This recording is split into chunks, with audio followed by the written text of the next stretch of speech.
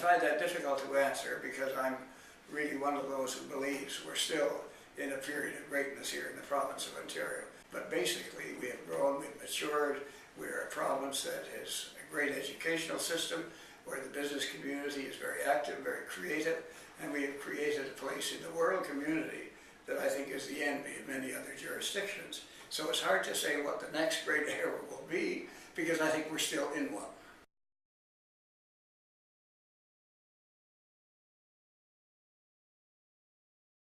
I guess the advice, without being partisan in any way, would be to advise the government of the day of whatever stripe to understand that the sensitivity of this province is still important.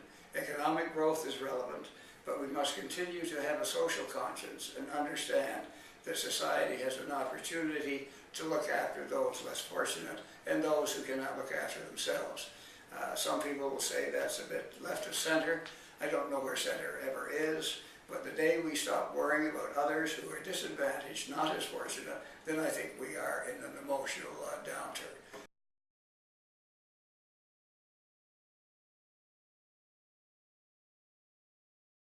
We met at least once a year, sometimes twice.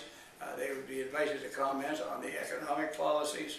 I do know that the then provincial treasurer, now we call him Minister of Finance, had ongoing meetings with the Chamber.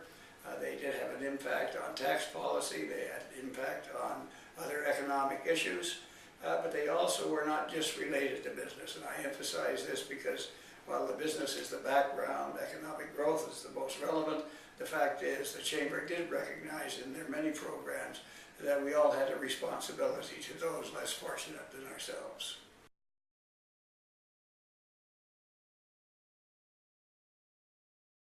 It's a pleasure to wish a 100th anniversary to the Ontario Chamber of Commerce. I can look back probably more than most people who will be watching this for 82 years. So I can look back more than most as to what the Chamber has done, and I do extend my personal congratulations to them. I can say without any fear of contradiction, the Ontario Chamber has historically been in a leadership position. They've been able to identify those concerns that we all share. The advice I have very simply is to continue what you're doing because you've been doing it so well. Don't be reluctant, don't be too reticent, and you can afford to be a little more aggressive on occasion when you have a cause that you believe in.